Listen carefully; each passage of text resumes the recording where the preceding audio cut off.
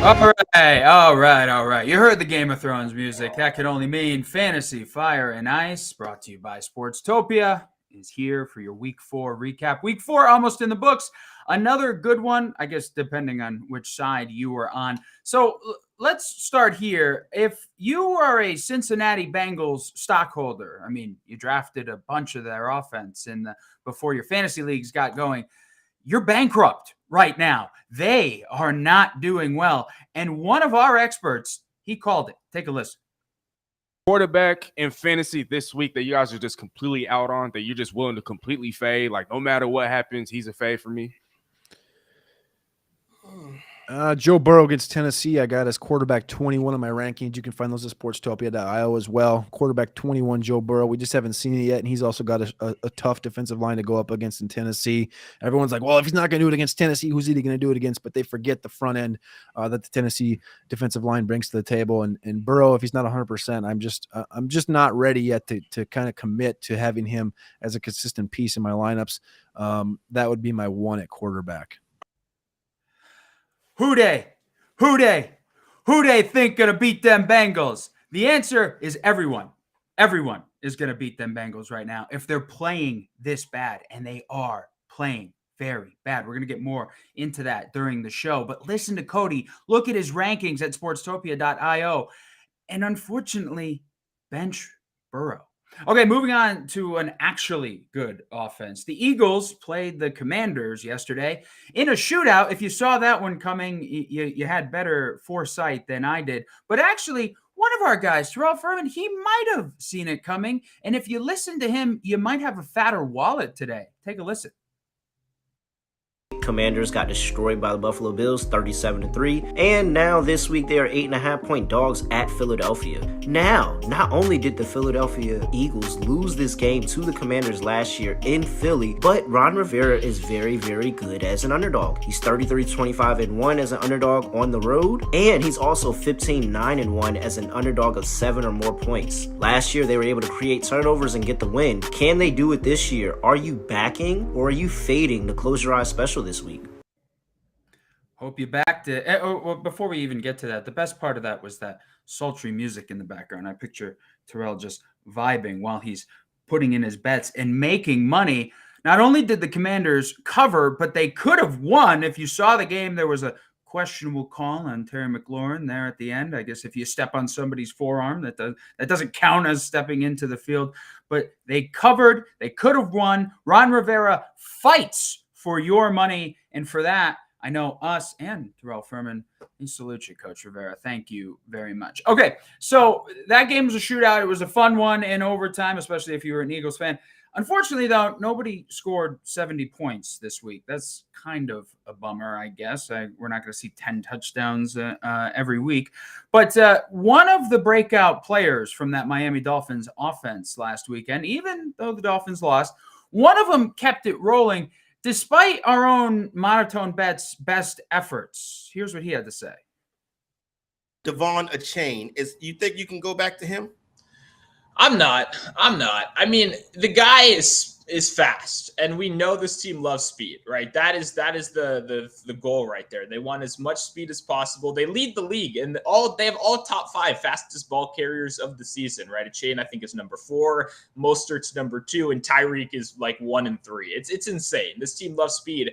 The question is, how can you reliably get fantasy points from that? I don't know if the path is there. How much in a real game, right? Not a game where they're up 50 points, not a game where you're crushing the opponent. How many times is Devon Achane going to touch the ball? He was a healthy scratch in week 1.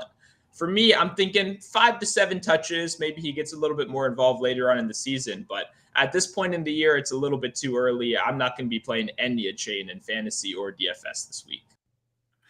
Did you know Devon Achane has been doing so well that he's actually correcting people that his last name is now Achane? That's what happens when you score 6 touchdowns in 2 weeks. Now, here's a couple of things that Monotone nailed. He said he was going to get, 6, 7, 8 touches? Well, he had 8 rushes for over 100 yards. He's making the most of that. So again, Monotone is in this half and half where he's not going to play him, but he should have because he's tearing up the field right now. But here's where Monotone is tearing it up, because we've got to give credit where credit is due on this show. If you have been paying attention to the Broncos, I'm sorry, because they're not exactly the best watch, but he nailed, let's pull up the tweet, his prediction, he nailed the Jaleel McLaughlin anytime touchdown plus 800. Knowing him, I'm sure he put like $6,000, $7,000, $8,000 on that. He's rolling in cash over there with all his winning bets. He nailed that one. Of course, McLaughlin getting some more run, thanks to the Javonte injury there. But plus 800 is plus 800. So Devon Chain, no. Jaleel McLaughlin, yes. Monotone will send you off with the victory there. Okay, so finally, for us old guys here, right? We remember when the New England Patriots were good. Those days are not now. That day was not yesterday. But our own Steezy A. Smith, he thought it could be when he was making his predictions going into the weekend. Which game I want to highlight between the four that we've talked about so far? I like New England to cover against Dallas. I think right now, 7.5, if I heard correctly, that's a little too much for me. Sitting down there 6.5. Yeah. Right, just about a touchdown. That's still a little too much for me. I think New England, with how pesky they have been, especially defensively, and I know they did pose problems for Philadelphia's offense in week 1. I think they could probably do the same against the Dallas Cowboys in week 4. I still expect Dallas to come out as the victor, but by about a touchdown, I think it's going to be a closer game than that. All right, so he if we had cut it off just before he said he said about a touchdown. Well, it wasn't a touchdown, 38-3, a drubbing. The Cowboys just embarrassed the New England Patriots. Mac Jones got pulled. Bill Belichick is wondering where all of his good players are, and everybody in South Boston is just yelling, "Tommy, come back, please." I actually kind of think 45-year-old Tom Brady, he might be able to sling it around better than Jones, but that's a discussion for another time. Okay, so if you follow along with Sportstopia, you know we have this tool, the Contrarian Edge Optimizer, and you might be wondering, does this thing work? I mean, is this worth it? Should I even try it out? Well, here's a little bit of proof. Our fearless leader, Daryl Snyder, we've talked about him splitting a Millie Maker not once, not twice, but I want to say almost 3 times. I think we have his latest tweet. He didn't split the top prize, but I believe he came in second yesterday, and he took down, what is that, $11,804. The man does not get excited about these amounts of money because he's just so used to winning, and he's using the Contrarian Edge Optimizer to help him do it, help him set his lineups. Look, I, for one, would like to wake up with an extra 11 grand. And if the Contrarian Edge Optimizer helps me do it, then that's worth every penny. Where can you find that? Sportstopia.io. You can take it for a test drive if you're still not sure. It can help you set your DFS lineup, especially as we head into this big Monday night football. So we'll get to that. We'll get to some Edge Optimizer picks. And also on Sportstopia.io, you don't have to listen to me ramble on about all these near hits and these misses. You can actually read about my studs and duds every Monday from Sunday's action. You can check that out at Sportstopia.io with all of our rankings and all of our experts. And speaking of experts, I want to bring in the smart guys right now because enough of my rambling and joking. So let's bring in the Joe Burrow hater himself, Cody Carpentier, and Mr. High-Low, Mark Garcia. Guys, welcome. I hope it was a good Sunday to you. I don't think any of us are having as good of a Sunday as Daryl, or a good 1.5 week span where he just cannot lose these Millie Makers. Like, I mean, this guy is absolutely on fire. So we'll get to some of those picks. Mark, I know you got some thoughts about the Monday Night Football game, but I want to talk about the game we all most recently watched. That was the game from last night. You might have heard about it. It was Sunday Night Football. There was a big star in attendance. The guy who plays Kendall from Succession, I believe, was there. You know, I think that was the biggest. He was the biggest star there. And it was the Jets and the Chiefs. So let's start. The Chiefs win that game. You guys just slid into our show like Patrick Mahomes sliding down at the goal line before he was going to run in for a touchdown and cover the spread for all of you marks out there who took all of the public who took the Chiefs to wallop the Jets Didn't end up happening like that. It was a smart football play. But let's talk about those New York Jets. And Cody, I want to specifically start with the man who was slinging the rock last night, Zach Wilson. I tweeted out, I am not ready for the Zach Wilson redemption story. Am I going to have to see this redemption narrative play out the rest of the season, or is this a fluke? I mean, doesn't it make sense that on the same weekend, Justin Fields has a good game, Zach Wilson also has a good game up until the last time they touched the football? And the last time they touched the football was a fumble for Zach Wilson and a pick for Justin Fields. And I think that all it did is it showed that there is still room for these guys to grow in these offenses. You look at Zach Wilson's charts over at Next Gen Stats. In week 1, he only had one pass go more than 15 yards down the field. The last 2 weeks, it was 6. This week, it was 9. He was efficient for the majority part of the game. What really irked me in this game was seeing them pull to 2020 in the third quarter, right after that first drive of the second half. They pulled it to 2020, and you're playing against Patrick Mahomes. I was doing a podcast during this game, and I was tilting for the Chiefs, tilting for the Jets fans, because you're seeing them pull up, and this defense has got the momentum, and the offense is looking competent, and all of a sudden it's hey, let's just hand the ball off to Dalvin Cook here, because we know he's not efficient this year. And then let's throw the ball to Randall Cobb underneath. When you have these guys like Breece Hall and Garrett Wilson and Elazar looking efficient on the field, just go 3 and out. Yeah, we can just punt the ball, give the ball back to Patrick Mahomes. He's not playing good right now. And then, he'll just punt it back to us, and we'll go 3 and out again, punt it back and forth, because we know Patrick Mahomes is just going to go 3 and out the rest of the football game, right? They just completely pulled the levers back and said, no, we're cool sitting here 2020 for as long as possible. And as you saw, as the game waned, Kansas City finally found their stride at the end. They got a field goal, and if they needed to at the end of the game, they could have scored a touchdown. So really, it's I don't blame Zach Wilson for the loss. He did have the turnover late, but I blame the play calling really, and how he played in that first half.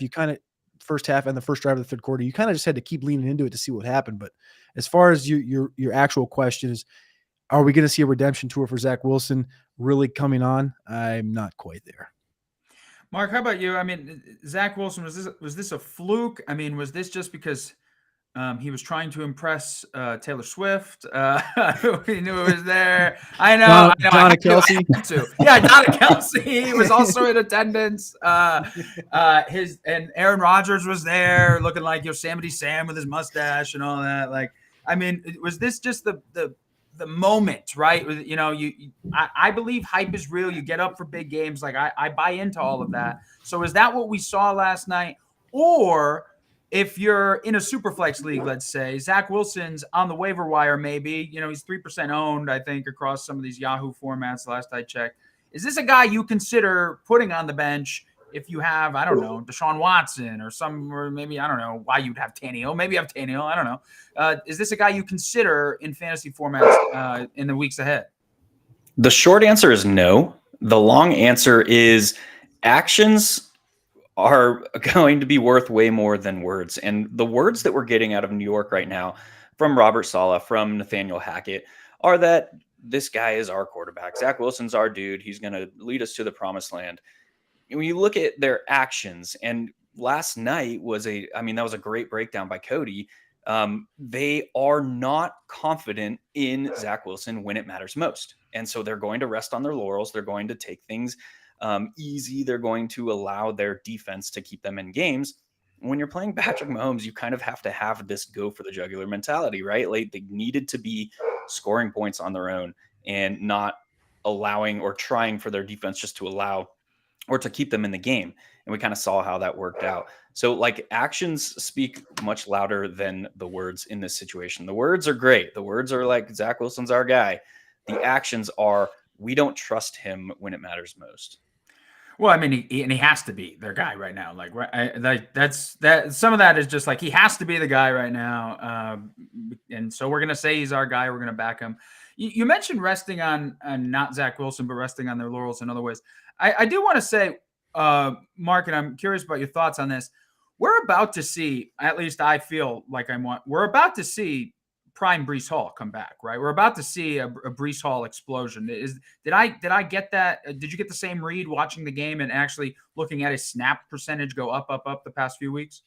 Oh yeah, I mean they're about static if you look at kind of where he's been. They are not giving him a full workload just yet. I mean, he had 6 carries last night, 3 targets. But this is a guy who is one of the most explosive pieces, not just running backs, pieces in the entire National Football League. At some point, they're going to have to, and I think they kind of backed themselves into a corner too, because when they went out and signed Dalvin Cook for the contract that they gave him, they almost have to use him. Which is unfortunate. And we kind of see the efficiency split. I mean, they're both running behind the same offensive line. They're both getting similar situational carries. And Breece Hall is making that one cut, that one read, and exploding upfield. Dalvin Cook is taking 17 steps in the backfield and not making a decision. But the fact that they paid him the contract that they did is kind of troubling for this team because they're almost forced to continue using him, or else they're saying that they made a mistake. And one thing NFL coaches do not want to do, GMs do not want to do, is admit 3 weeks into the season or 4 weeks into the season that they made a mistake. Yeah, the Dalvin Cook, look, I think it's popular to say lately, this is the phrase I've seen, it looks like he's running in jeans. I don't even know if I'd give him jeans. It looks like he's like just tethered to the field. Like he just does not look like the guy that we've seen before. Cody, other offensive weapons, and then I want to get to the Chiefs. But does last night give you a little more hope for guys like Garrett Wilson or Lazard in that offense? Garrett Wilson to a certain extent, just because we know what the talent is and the targets are going to continue to funnel there. We've seen that from Zach Wilson to Garrett Wilson. Lazard looks good. I love to see him defend a quarterback, Zach Wilson, after the game in the press conference. Like that shows that, he's at least on his team and therefore the tight end position. There was 8 targets to Conklin and Ruckert last night for a combined 84 yards. I didn't mind that, but I just don't see the consistency there across the position just because they have those 2 guys as well as CJ Uzama. But I did want to add in also with the thing you mentioned about Breece Hall. Like last week he had 3 negative plays. This week he only had 1, including that long run. And he looked more like himself. And then, of course, you mentioned the breakout coming. It just happens to be that they play against the Denver Broncos next week, who have allowed, I think, the get-right team. The get-right team. 521 rushing yards the last 2 weeks. So, I mean, it's kind of a good situation. Yeah, I think eventually, I mean, sooner rather than later, it's going to be the Breece Hall show, and then Dalvin will come in and get his 6 touches, maybe. That's what I'm hoping for. Anyway, that's as a Breece Hall owner, that's what I'm hoping to see. On the other side of the ball, now listen. Remember last week when I asked if the Jaguars stunk? I mean, they go to London, didn't exactly put on a great show, but they get the win against a team that might stink more than them. But here's where we get real nuts, okay? The Chiefs at 3-1. I am not impressed. You talked about Mahomes not playing that great. You go back to last season compared to this season. You go look at his receivers, what they were doing through 4 weeks. I think his highest receiver is Watson, who has 165 yards or something like that, which is a bad game for some receivers in the league. And that's through 4 weeks. Are the Chiefs like the worst 3-1 team in the league right now? Or am I just doubting Patrick Mahomes' raw talent here, Cody? Am I just being the Mahomes hater and it's all going to blow up in my face? I just scrolled through all the 3-1 teams, and to answer your question, it's definitely Tampa Bay or them, right? Tampa Bay's actually looked, they've exceeded expectations this year, and they've looked somewhat competent. But also, like, what we're waiting for Kelce to really get 100%. He doesn't look like he's quite up to that 100% threshold that we want to see out of him running the snap share and having the Travis Kelce game. It kind of happened in college. It's kind of off tangent, but Brock Bowers finally had the big Brock Bowers game. You'll hear about him down the line, but that's like what we're waiting for. Travis Kelce is like, okay, when's Travis Kelce 2023 going to pop out here? And when he's not popping, it's like, well, who's the next receiver? And that's kind of why everyone's worried about these Kansas City Chiefs. Is it actually going to be Rashee Rice, the rookie out of SMU? I don't know. The third leading receiver on the team was Noah Gray, who had 1 reception in the game. And then the number 2 leading receiver was Isaiah Pacheco, who had the best game out of everybody, which is the running back. He almost had 160 yards on the ground. So as far as underwhelming goes, they are to a certain extent, but I do think that Patrick Mahomes, what you saw last night is he still does have the ability to turn it on whenever he needs to. And I mentioned that slide at the beginning of the game where they could have covered the spread. Had the Jets not go down, they would have They could have gone down and scored, and it'd been a different game. So that would have elevated his fantasy points. Obviously, he gets that rushing touchdown. But that also would have swung millions of dollars. And the public was all over the Chiefs last night in that game. That was like a hundreds of millions of dollars slide there for Patrick Mahomes. And so, Mark, on Mahomes, here's where I'm going to get crazy. Like, I'm not kidding. I'm going to get crazy. If you are a Patrick Mahomes fantasy owner, okay, and you've been listening to us here at Sportstopia, and a couple weeks ago, you might have gone out and gotten CJ Stroud, and maybe he's your backup to Mahomes, right? Would you, and now this, I'm nuts, okay? Don't say Would you trade in fantasy Patrick Mahomes if you could get a big name back? Because I'm not seeing the 5,000-yard guy from last year. Am I crazy if I throw that out in my league? And I'm talking about a big name. Like, I'm talking about a wide receiver 1 or an RB1. I'm talking about a name. I'm not just talking about just a guy. Is that nuts? I am personally not going there. That's why I'm going to win the league, Mark. That's why I'm going to win the league. This is still an offense that is working through what they are going to be this year. You kind of see the snap rates at wide receiver. They're not. They're still feeling their way out through the season, and obviously, this is a coaching staff and a quarterback that have Super Bowl aspirations, that have been there before and kind of know what that looks like and feels like. And they're kind of, they're a 3-1 team. They're not like, it's not all doom and gloom at this point, but they're still trying to work through what they want to be on offense. So at some point they're going to figure that out. It's going to click, and I think that we're going to see more condensed snaps amongst the wide receivers. But yeah, at this point, Patrick Mahomes, what he's able to do on a football field, nobody else can do. So I'm not pushing the panic button just yet. I'm not panicking, but I certainly will sound dumb when they go back to the Super Bowl. I can't wait for that moment. All right, moving on. Cody, you mentioned another guy who, to be honest, when I write my weekly recap column, I wasn't going to bet I was going to write on him after what we saw the first 3 weeks. But Justin Fields yesterday, 335 yards, 4 touchdowns. But it was against who was it against? The very super talented defense out in Denver, the Denver Broncos. So is this a fluke from Fields? I know a lot of people expected this leap, okay? And maybe this is the stat line you were hoping for more often than not. Didn't do much in the rushing department. That was his upside there. Didn't do a whole hell of a lot in the rushing department. So when you look at yesterday, and there's other Bears on there too, what did you think of that? Is this the turning the corner for the Bears offense and Justin Fields? Or is this just, hey, the Broncos let up 70 last week, so they might as well let up this to this guy?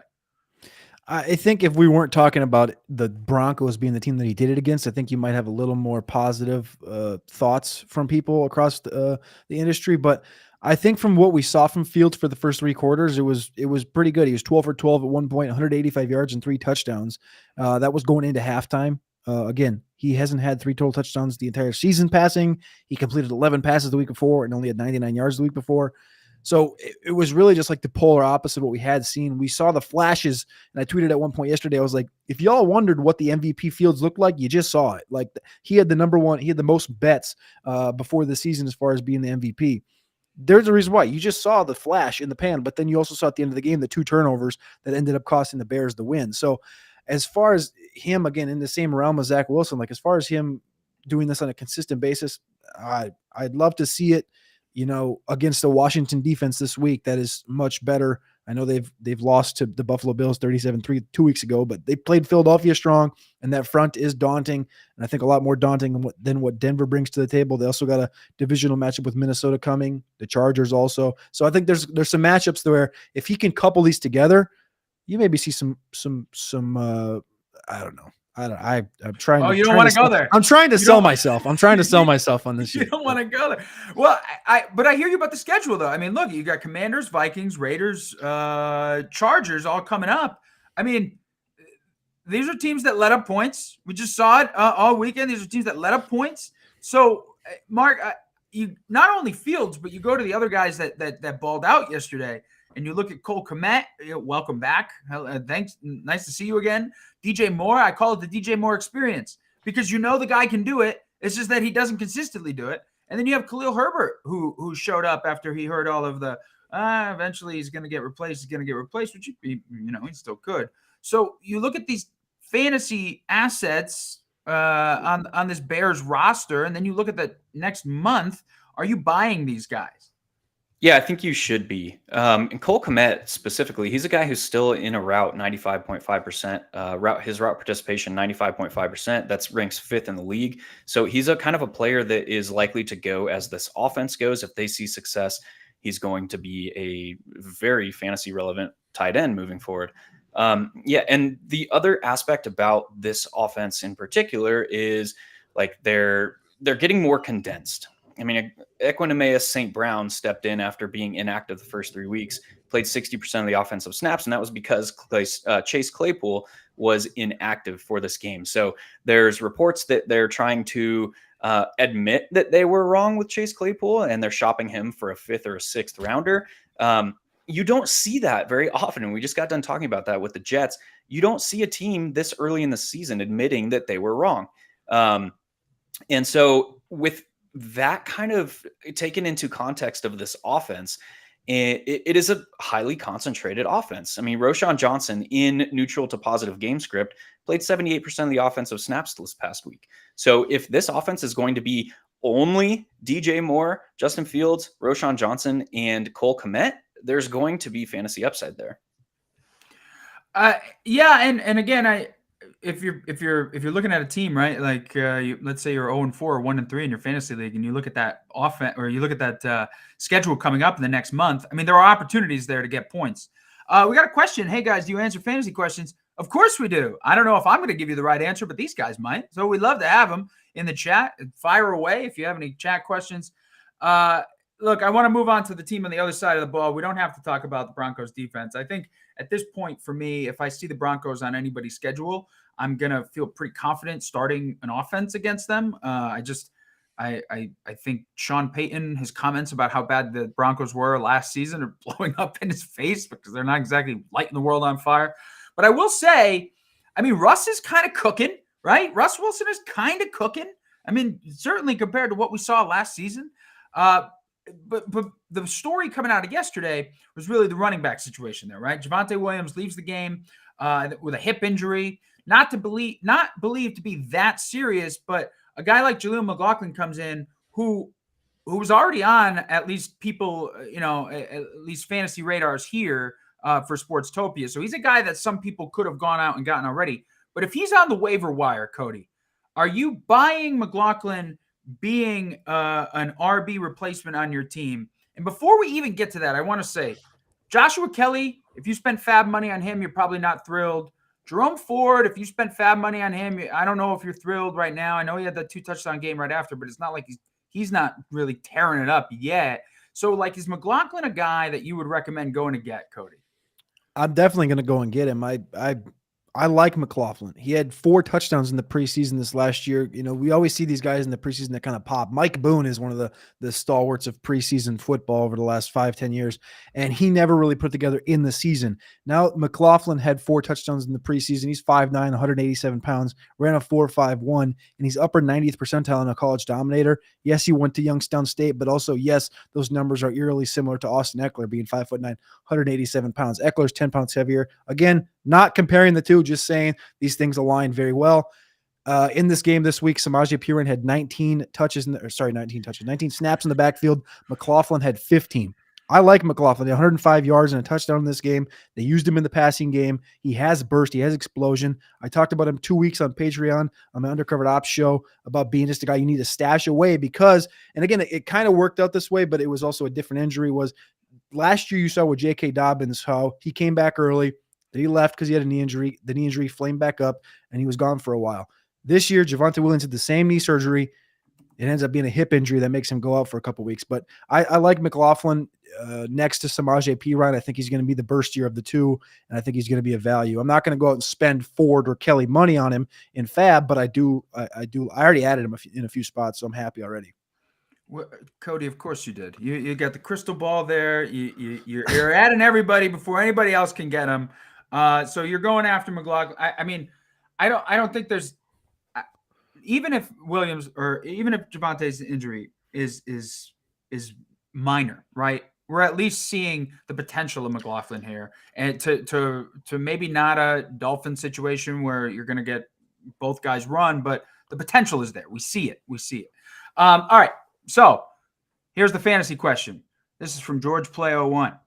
I want to add Jameson Williams, who's coming back. His suspension was reduced. Keaton Mitchell and Jake Ferguson. Who should I drop? Tyler Algier, Dalvin Cook, Kareem Hunt, Jalen Warren, Deontay Johnson, and Jackson Smith and Jigba. Now, I already know one of these drops. I think we all are going to say which one we should drop right off the bat. And his name might start with Dalvin and it might end with Cook. So, guys, I'm wondering, so we're adding Jameson Williams, Keaton Mitchell, and Jake Ferguson. Who should I drop? So we're looking for 3 guys to drop here. Are we in consensus? We're dropping Dalvin Cook here? Dalvin and Kareem Hunt are the top 2 to go. Is he trying to drop 3? Is that what he's trying to do, obviously? Is it? Yeah, I think he's trying to add all 3, so he's trying to drop 3 here. I think he's trying to drop 3. And from the looks of it, I think you can basically swap. You're swapping the 2 running backs there, right? We're dropping the 2 running backs, Dalvin Cook and Kareem Hunt. I mean, I to be honest, I thought Kareem Hunt could just waltz right in there and take his job back. I guess it's not what's going to happen there. So you're probably good there. And then out of the other 3, I mean, are we still riding the Algier wave here? Yeah, I mean, process of elimination, you're not dropping Deontay Johnson or JSN ever. So it's basically between Tyler Algier and Jalen Warren, and I'm personally I'm not dropping anything, but if I were to drop, and it'd probably be for Jake Ferguson if you needed help at tight end, or Keaton Mitchell, you might not even need to add here.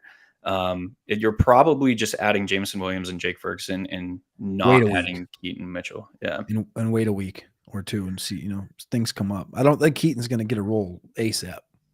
Well, yeah. and you, sir, you're saying waiting on both of them there. Jameson Williams too. You want to, Cody? I think you mentioned earlier in the season when I think we were heading into the season or week 1.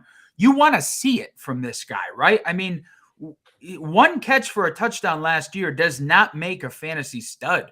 So are we waiting and seeing there, Cody, on Jameson Williams?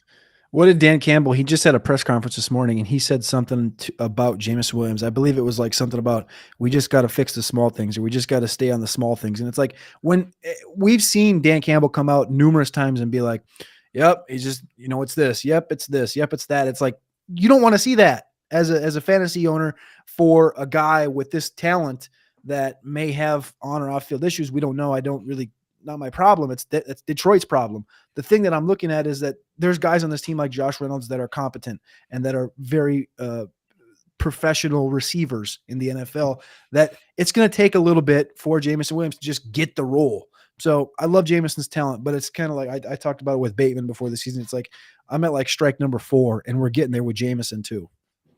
Yeah, I dropped him heading into this past weekend right before the suspension was announced that it was being reduced, and I don't regret it. Like I always say, like, is this really this wide receiver 1 is just going to come off the bench here and just step right onto the field, and all of a sudden he's Justin Jefferson or so, and like I want to see it first. I don't regret dropping him. So there we go. I appreciate the question there, George Play 1. We're dropping Cook like a bad habit. Probably should have been dropped a long time ago. And we're dropping Kareem Hunt, and we're going after the guys there. And shout out Jake Ferguson. He had a good game. I mean, he had a he's I don't know if he's the best tight end around, but he's doing well there for Big D. All right. So let's move on because and I'll get to some other questions in the chat when we get to the Monday Night Football game. But the theme seems to be defensively, they're a mess, but there are some good players. So I want to move on to another mess. And the Raiders are a mess. Okay. The Raiders are messier than the Las Vegas Bachelorette right now. I mean, like, this is not a good situation there. I mean, it's just not. But you got a guy, Josh Jacobs, our rushing leader last year has a great game yesterday. And week 4 last year, you could argue, was the time he started ascending also, until when he gets to that rushing title. So Josh Jacobs is a perfect example of a good player on a bad team. Mark, I want to start with you. If there's a Josh Jacobs owner in a league, is this a guy you would try to trade for going ahead? Are we about to see the breakout coming? Yeah, 100%. This offense is so concentrated. We saw kind of what Aiden O'Connell, a 5th-year rookie quarterback, starting for this team meant. And that kind of translated to this was still a hyper-concentrated offense between Davante Adams, Jakobi Meyers, and Josh Jacobs. Jacobs kind of stepped into that receiving role to alleviate some of the inefficiencies on the ground. We'll just put it like that. But what you're looking for, I mean, the biggest predictor for running back fantasy success is workload. And this is one of the best workloads as far as around the league that we've seen in recent history. I mean, he's not playing like 100% of the offensive snaps like a guy like Zach Moss, but this is a guy that they're going to figure things out. Josh McDaniels is not that dude. A horrible game manager and questionable, we'll say at best, offensive play caller, offensive mind at this point. But this offense, like, I'm just buying Jakobi Meyers. I'm just buying Davante Adams. I'm just buying Josh Jacobs because this offense is more concentrated than any offense we have seen over the last 5-10 seasons. You talk about 3 guys getting 90% of the offensive opportunities week in and week out. That's something that I'm just going to buy. Yeah. Mark, can you bring up those players? So I'll toss this one to Cody. Good players on bad teams. Bad players on good teams. You're going after those guys. So good players on bad teams. And you just mentioned those, the studs that they have, Davante and Josh Jacobs and Jakobi. So you have any of these Raiders in your fantasy formats? They're going to have to be in shootouts if they want to win games. It seems like they're going to have to try and score points. So is it sneaky to maybe try and trade for some of these guys going ahead in fantasy leagues right now, Cody? Can they sustain this? I don't love trading for Jacobs after an 11 target, 8 reception, 80-yard game, but the usage, as Mark just alluded to, is there. He's now 2nd at running back in rush share and 3rd at running back in target share. He also has more receiving yards than he does rushing yards. So that is also a positive for a guy that came into the league as a perceived 0 in the receiving game. I like Jacobs. I would be in line with trading for him. I just don't want to overpay for a guy that I know is going to get the workload, but has been inefficient. The offensive line has not been great, and the team is also not great. And that's in a bad team with a bad offensive line. I don't really want the running back getting all the carries, but he is getting the receiving work. On the opposite side of that, the receivers, Davante Adams, I want some Jakobi Meyers. I'm going to continue to buy Jakobi Meyers everywhere. He's in that 5th year where we saw Davante Adams take the leap up as a pro in Green Bay. I think that's kind of where Jakobi Meyers is as a career. He's learning from Davante Adams, and in dynasty formats especially, I want Jakobi Meyers. But I think in seasonal, it's a guy that if he gets cut, if he gets dropped, I mean, he just had kind of a dud of a football game with only 2 receptions for 33 yards. If he gets dropped, that's a guy that I'd be more in line adding than a Jameson Williams. And I on the other side of that, obviously they played against the Chargers. The Chargers get the win, but like I have this theory, and this dates back to when Phillip Rivers was there. I have this theory that the Chargers actually have their own secret deal with the NFL where they like contractually need to be in a 1-score game and sweating it out with 2 minutes to go. Like I'd say 14 out of their 16 games a season. Like they have to be in this situation because this game seemed like it was closer than it should have been. I mean, the Raiders threw Aiden O'Connell out there. And I'm sorry, but the buzz cut mustache work is not working for old boy. He looked like he was working at the concession stand, and they're like, "Hey, you want to play quarterback?" Like, I'm sorry, I call it like I see it. Okay, I call it like I see it. Don't love it. So that game, to me at least, it was closer than it maybe should have been. I know they lost Mike Williams, so you look at some of the guys who were supposed to step up there. Cody Palmer he caught that bomb at the end of the game. I think he had right around 80 yards, 77 yards. Eckler hasn't been part of that offense. When Eckler comes back, and let's forget about the defensive injuries, but when Eckler comes back, is this offense a buy? or is this wait and see?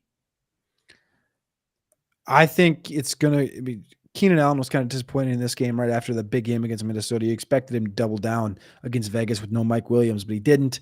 And you bring up Josh Palmer, who 51 of those 77 yards came on that last play of the game. So he had 26 yards on 7 targets going into there.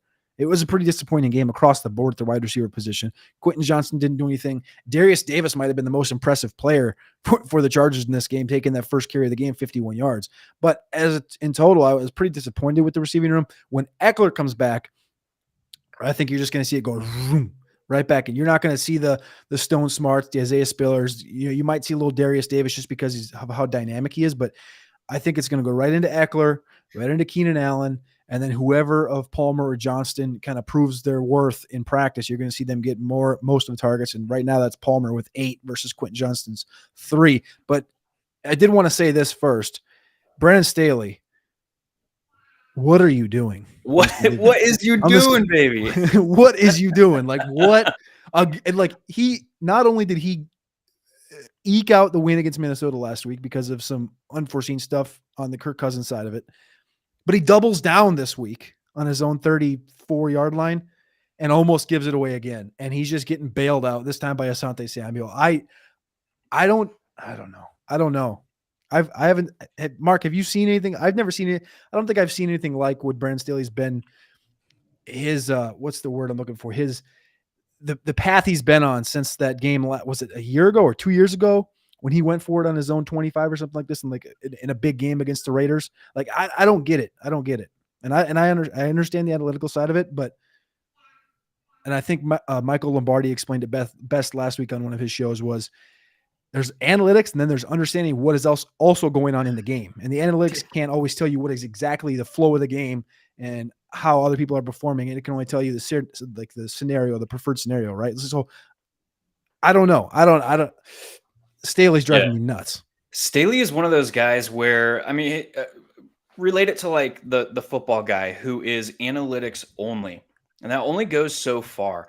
Like, yes, you have to understand in the context of the game, and that's why like Dwayne McFarland, guy who has been harping context matters. Context matters.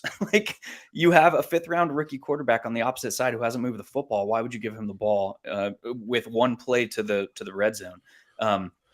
I don't know. Brandon Staley is just one of those guys that always thinks okay. I don't want to speak in certainties. He feels like he's one of those guys that always thinks he's right. And that guy is annoying as hell. So that's just the feel I get from Brandon Staley. And he's the hashtag not it as well. When we're talking about offensive minds or game managers, similar to our discussion with Josh McDaniels on the other side of this game. He's just not it. And it's kind of holding back the Chargers and their fan base, and kind of feel bad. So I think I think like guys like, you guys, smart guys who see what's going on in the game, you question Staley a lot, but he might get a pass in the more bigger mainstream because he's such a nice guy. He's such a nice guy. You see his press conferences. He's so caring and thoughtful. Like, he's such a nice guy. I want Mike McDaniel, who is going for yes.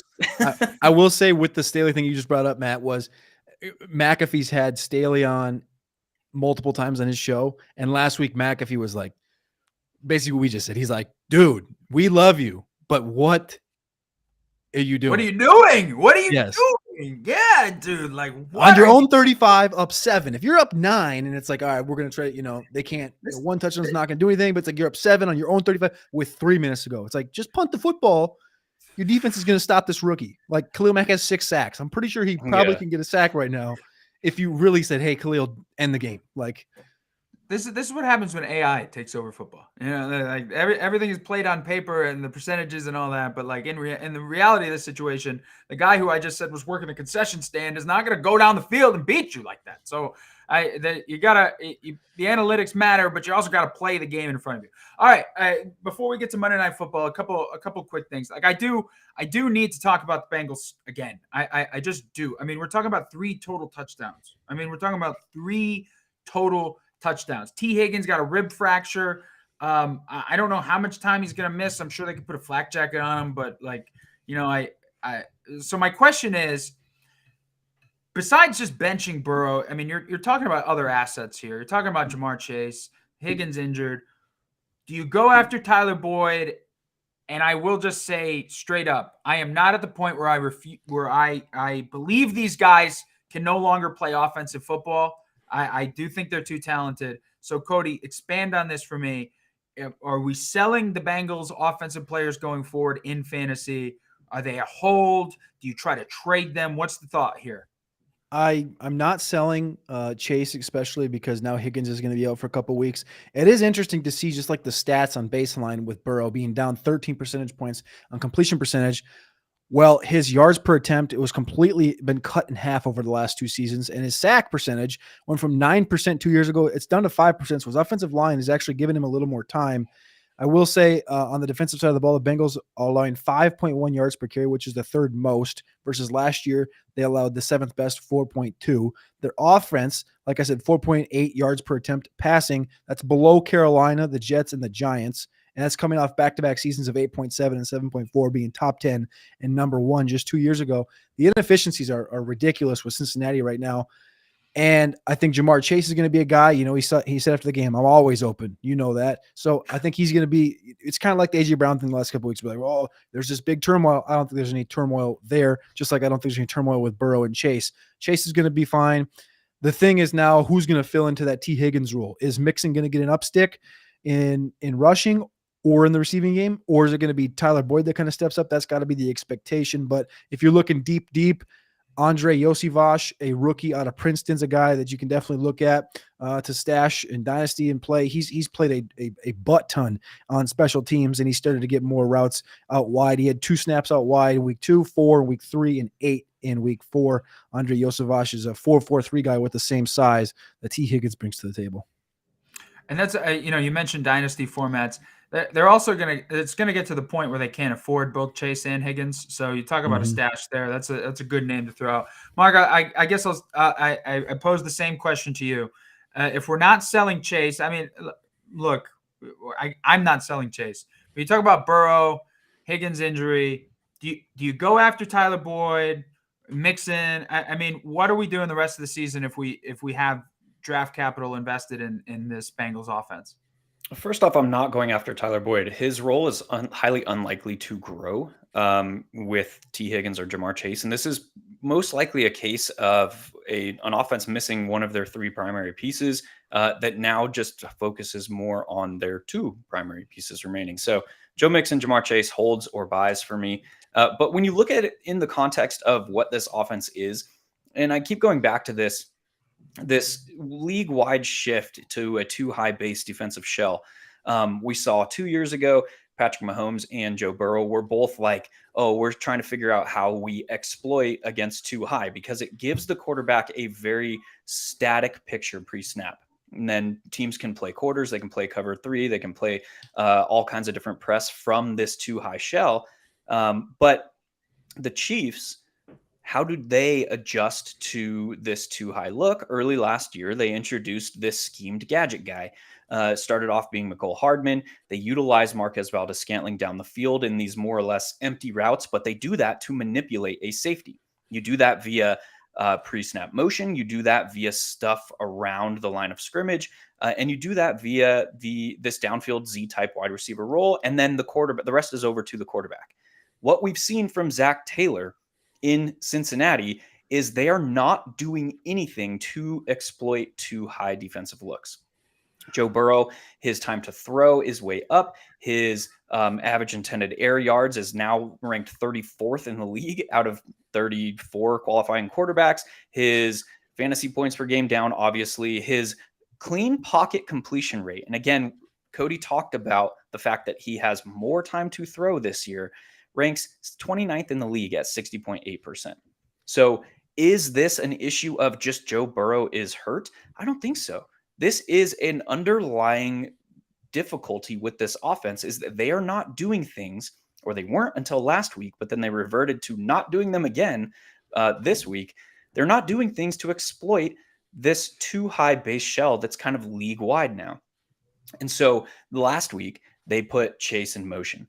They fed him his career high in slot snaps. He had 6 targets out of the slot last week. So they were doing things. And again, pre-snap motion and getting guys unique looks is a way to exploit against too high. They were doing those things last week. And then they got punched in the face this week and they reverted to, I'm going to go back to what's comfortable. And that's, I'm just going to run Jamar Chase in these standard crossing routes and let him do the magic with the ball in his hands. Zach Taylor is not putting his skill position players in the best position to maximize their talents. He's reliant on those guys just winning, and that's not sustainable. I made a joke about it, but hard work beats talent when talent doesn't work hard. I don't think that the talented players on the Bengals aren't working hard, but I'm not sure their coach is working for them right now. I mean, that seems to be he seems to be the anchor. Maybe he should look in the mirror. So we'll have to wait and see. Real quick, before we get to Monday Night Football, I just want to, and this is selfish, okay? I know we've talked about Puka all season so far. I know he's been the breakout. I know he's on a historic pace here. Cooper Kupp is coming back. There's 2 questions here. Does Puka's stock nosedive with Kupp back in the mix? And the second question is, and this actually relates to Joe Burrow, right? Let's say you have Joe Burrow, he's a fantasy quarterback. Okay, well, I can't trust him right now. Who am I going to look at? Do you go after Stafford in any format here now, Cody? If he's going to have Cooper Kupp and Puka Nacua, if you believe that Nacua can sustain this. So, Cody, quickly on that, there's a lot of Puka owners out there. Should they be worried that Cooper Kupp's return is in? I'm not worried about Puka. I think it's going to be interesting how they use these two dynamic players. Puka now has the most receptions by a player in his first 5 career games. He's only played in 4 games. When you look at the importance of what Puka's brought into the table for this offense and the consistency that it's brought in with a Matthew Stafford, or I guess the what it has brought into Matthew Stafford in whole, across the field, they're running pretty similar routes, I'd say, to what Puka and Cooper Kupp are bringing to the table. I wouldn't say I'm nervous. I trust McVay to use both guys in the field at the same time and not just use them interchangeable. I think it's going to be interesting what it looks like. I think you've seen the use of the dynamic motion out of Miami that San Francisco is now using and LA is still now using. You've seen Kupp work out of the backfield. You've seen Puka be able to move out of the backfield in jet motion. I think having both of these guys, and this is also assuming that Cooper Kupp is 100%, right? He's coming off of a double hamstring injury the last month and a half. He hasn't played a ton of football. We're just all assuming Cooper Kupp is going to be Cooper Kupp. Like, I don't even know if that's a thing. It could be just the Puka Nacua show with Cooper Kupp playing, 50, 60%, maybe 40, 50, 60% the first couple of weeks. I'm fully trusting what we've seen from Puka Nacua because he's playing in a similar role to what Kupp did. And even if Kupp comes back, I think it's going to be a twisted dynamic where these guys are going to – you see Higbee had 11 targets this last week. I could definitely see Higbee come down and you just see both Kupp and Nacua out there getting 10 plus targets on a weekly basis. To answer the real question, Matthew Stafford, can you trust that to continue to work? Of course. Matthew Stafford is a great quarterback. The question is the health. He had a hip injury this week. He's had a back injury coming into the season. Father Time's undefeated. That's the only question I have with Matthew Stafford. You're muted. Got you muted. All right. I'll go do a quick spiel about what the Rams are here.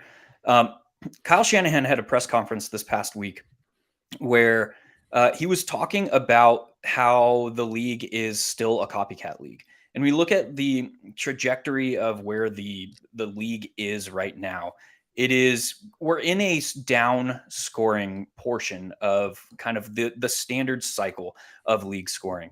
Back in 2020, teams were scoring 2.88 touchdowns per game. Last year, that was down to 2.48. This year, at the beginning of the year, it's down to 2.3. So teams are per team, 2.3 offensive touchdowns per game. Now, you look at what teams are doing to exploit now this like defensive philosophy of a too high shell. Mike McDaniel is actually the guy that's leading the charge here. He is doing things that are outside the normal route tree. He is doing some crazy outside zone, inside zone gap run blocking schemes. And you look at Sean McVay and you look at Kyle Shanahan, and they're actually pulling pieces, which is interesting because they're all from the same coaching tree. They're actually pulling pieces from Mike McDaniel in Miami.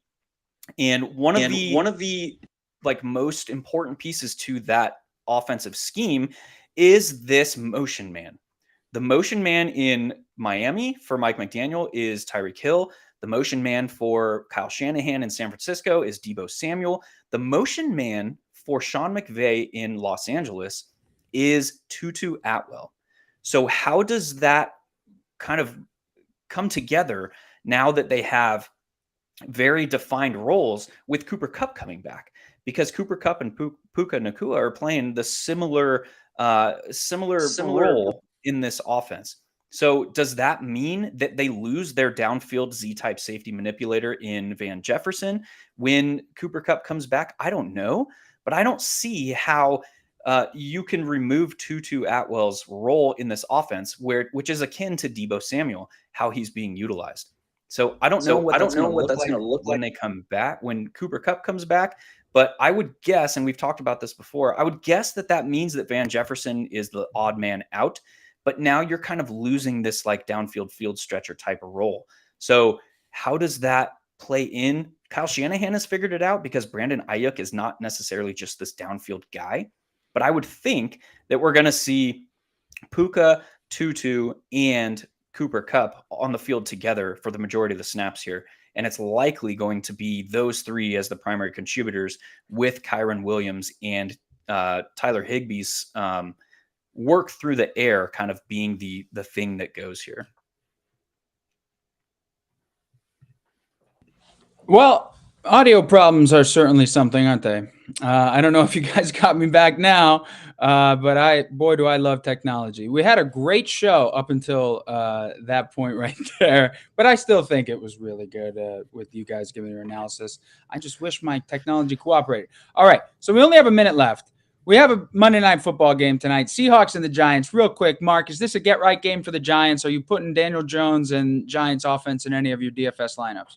Yeah, I think so. Seattle Seahawks are the only team in the league to allow a red zone touchdown on every opponent red zone drive this year. So that is interesting. So yeah, I have no doubt that we're going to see a more high-scoring affair this week. And I'm plugging Daniel Jones primarily if I got him. Obviously, it's late week, but playing Daniel Jones and playing Kenneth Walker on the other side. A Darren Waller breakout. All right, guys, thanks for rolling with the punches with the technology issues. We'll see you after week 5. You guys are the smartest guys, at least in this room. So thank you again for joining us. We'll see you next Monday. And thank you to everybody for watching. Have a great Monday Night Football.